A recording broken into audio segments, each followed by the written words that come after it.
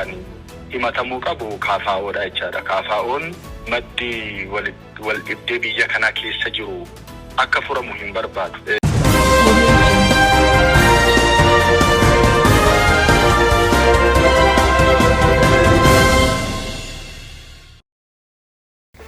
Oduu teenya jalqabaatiin rakkoon nageenyaa Oromiyaa keessa jiru akka hin furamne kan godhaa jiru KFO fi paartiilee biraatii jechuun mootummaan naannoo Oromiyaa KFO fi paartiilee biraa himate.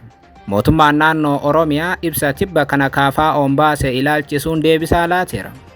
Mootummaan maaliif KFO himate? Gabaasa bal'aa dhageessu. Oduu itti aanuun kantiibaan duraanii magaalaa Finfinnee Injiinar Taakkalaa Uumaa hojii gaggeessaa tajaajila baaburaa Itiyoo Jabuutii ta'uun mudaman. Kantiibaan kun ministeera muummee Abiyyi Ahmadiin mudamanis jedhameera. Kantiibichi dhimma kana ilaalchisuun waan dubbate qabaa. Gabaasa bal'aa dhageessu. Oduu biraatiin godina Shawaa kibba lixaatti humnoonni finxaaleeyyii faannoo namoota 11 haala suukanneessaan ajjeesuun himame. Oromoota 11 ajjeesaniin alatti kanneen hafan hedduus gareen kun miidhee jira jedhameera. Gabaasa guutuu ni dhageessu. Oduu teenya xumuraatii fi biyya alaatiin Pirezidaantii Ruwaandaa waggoota 24f bulchan Paul Kagameen ammaas irra deebi'iin filannoo pirezidaantummaa biyyattii injifatan. Pirezidaantiin kun akkamitti filannoo irra deebi'ii waggaa 24 booda ammaas injifatanii? Gabaasa bal'aa ni dhageessu. Akka mooltan daawwattootaaf hordoftoota aanolee Global Media oduuf odeeffannoo keenya galgala kana qabannee dhufneeti jirra. Odeeffannoo keenya ijoo isaa amma dhageessan guutuu isaa isin biraan geenya. Haga xumuraa sagantaa keenyaatti dhaggeeffachuun yaada qabdan gara koomentiitiin nuuf barreessaa. Viidiyoon keenya hiriyoota keessan bira akka dhaqqabuuf ammoo like, share, subscribe godhuun dagatinaa isiniin jenna. Kallattumaan gara gabaasa bal'aattiin isin qajeelcha.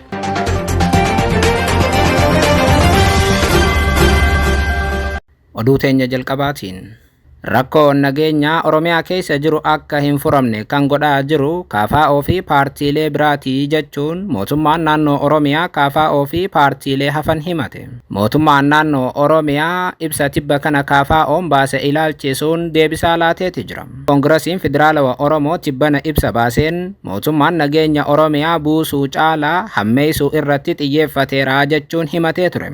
Gama biraatiin Koongirasiin Federaalawaa Oromoo Komishinii Marii Biyyaalessaas kan mootummaan ofiif tolfateedha malee kan rakkoo biyyattii furuu miti jechuun KFO'n keessaa bahuuf murteessuu paartichi walga'ii tibbana taa'e irratti kaasuun ni yaadatama.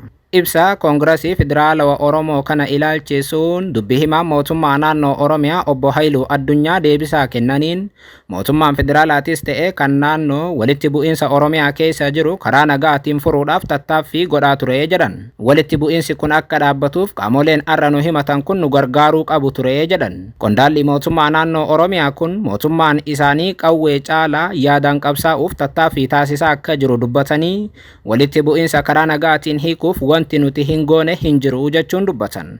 Garuu milkaa'uu akka hin danda'in kaasaniiti jiru. KFO dabalatee dhaabbileen siyaasaa birootis nageenyi akka bu'uuf gahee isaanii hin baane kan jedhan obbo Haayiluu Addunyaa inumaa rakkoo Oromiyaa keessa jiru furuu dhiisanii rakkoo jiru ittuu hammeessaa jiru jechuun KFO himatan. KFO'n maqaa barbaaduu fi uummata kakaasuuf jedhee rakkoo jiru akka hammeessaa jiru kan dubbatan qondaalli mootummaa naannoo Oromiyaa kun kanarra kan darbe paartichi nagaa Oromiyaatiif hin dhimmamu jechuun KFO'tti quba qabaniiru. Gama biraatiin himannaa Koongirasiin Federaalawaa Oromoo Komishinii Marii Biyyaalessaa irratti qabu ilaalchisuun obbo Haayiluu Addunyaa deebisaa kennaniin Koongirasiin Federaalawaa Oromoo Komishinii Marii Biyyaalessaa akka hin milkoofne barbaadaa jedhan obbo Haayiluun. Koongirasiin Federaalawaa Oromoo Marii Biyyaalessaa gaafachaa ture amma immoo of duuba deebi'uun nageenya biyya tanaa akka hin barbaannee fi marii akka hin barbaanneetti fudhannaa jedhu obbo Haayiluun. Koongirasiin Federaalawaa Oromoo immoo marii irratti hirmaachuuf fedhanan qaba. Koomishinii Marii Biyyaalessaa immoo mootummaan waan hundeesseef amantaa irraa hin qabu jechuun himata KFO'n. Walitti bu'iinsa naannoo Oromiyaa keessatti uumame karaa nagaatiin hiikuuf abbootii gadaa, abbootii amantiitii fi haadholee siinqeetiin yaalaa turreerra kan jedhan obbo Haayiluu Addunyaa walitti bu'iinsi kun hin dhaabbanne yaaliin taasisaa turreellee nuuf hin milkoofnee jedhaniiru.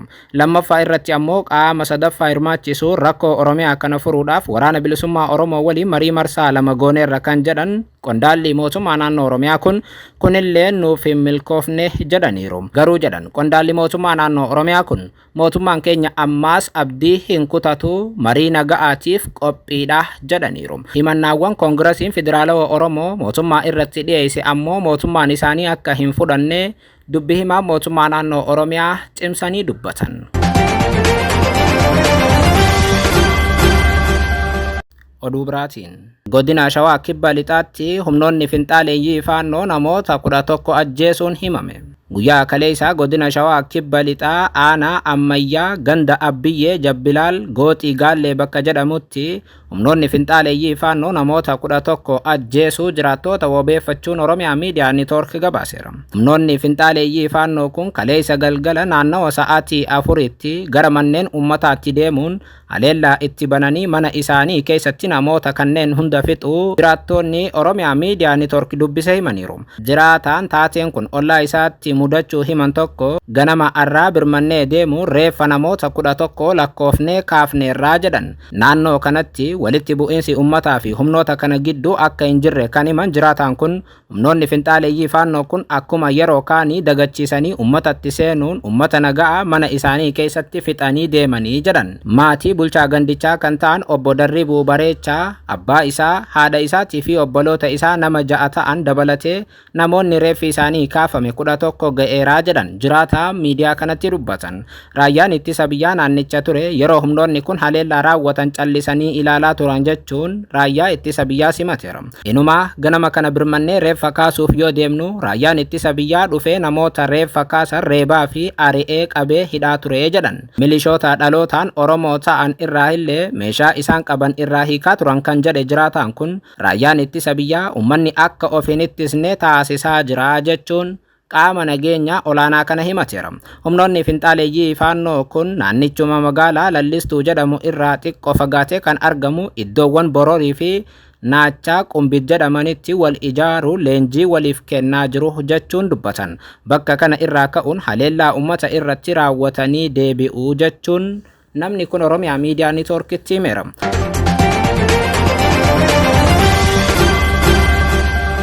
Oduudhuma wal fakkaatuun haleellaa hidhattoonni garee finxaaleeyyii faannoo buufata poolisii Waldiyaa irratti raawwataniin yoo xiqqaate humnoonni nageenyaa 2 yeroo ajjeefaman kaan immoo madaa'uu jiraattonni himan.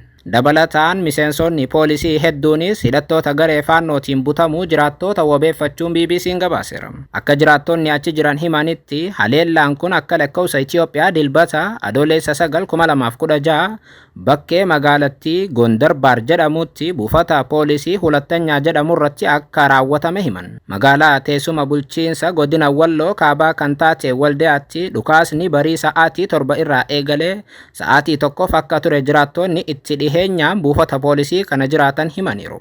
Guyyaa 2 dura ammoo bakka Marxoo jedhamutti hidhattootaa fi humnoota nageenyaa gidduu walitti bu'iinsaatu ture kan jedhan jiraattonni kun hidhattoonni faannoo buufata poolisii irratti haleellaa kan raawwatan poolisootaatu eeruu kennee jedhaniiti jechuun himan. Jiraataan biraa itti dhiyeenyaan buufata poolisii kana jiraatan sagaleen dhukaasaa guddaa ta'uu ibsuun dhukaasni gara caalu garuu gama tokkootii dhagahamaa jedhan. Sagaleen dhukaasaa buufata poolisii irratti baname erga dhagahamee booda keellaa dhiyoo jirutti kan ramadaman humnoonni nageenya naannichaa gara rakkoon jiruu dhaqqabu ganama maddeen nageenyaa irraa dhagahuu hima jiraataan kun.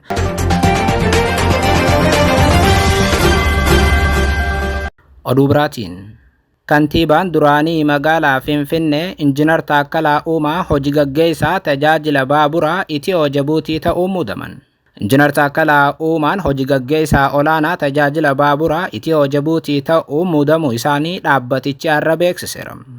Ministeera Albuudaa duraaniitii fi kantiibaa magaalaa Finfinnee duraanii kan ta'an Injiinar Taakkalaa Uumaa bulchaa Itiyoophiyaa Abiyyi Ahmadiin muudamuu isaanii ammoo dhaabbanni kun har'a beeksiseera. Dhimma kana ilaalchisuun Injiinar Taakkalaa Uumaan ergaa gabaabaa gama miidiyaa hawaasummaa isaa X gubbaatti barreesseen ministeera muummee Abiyyi Ahmadiin deeggarsa naaf taasisteef galatoomii jechuun galateeffate. Biyya kanaa fi uummata koo tajaajiluun anaaf kabajaadha jechuun ergaa isaa kan dabarse kantiibaan duraanii kun garuu muudamuu isaanii ifatti hin ibsine.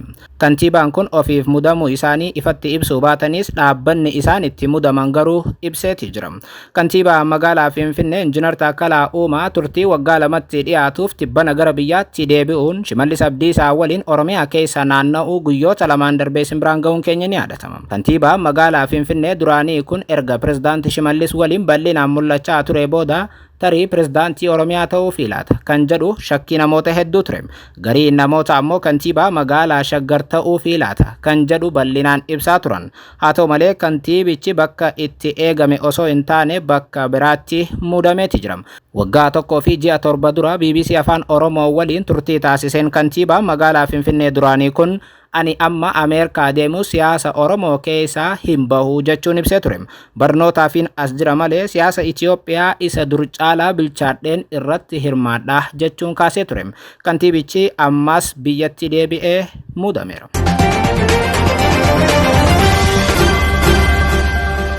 Oduu teenyaa xumuraatii fi biyya alaatiin.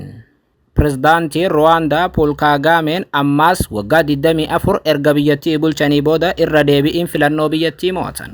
Pirezidaantii Ruwaandaa Pool Kaagameen filannoo pirezidaantummaa lammiilee miliyoona 9 ol irratti hirmaatan sagalee caalmaatiin mo'achuu miidiyaaleen addunyaa gabaasuu irratti argamu.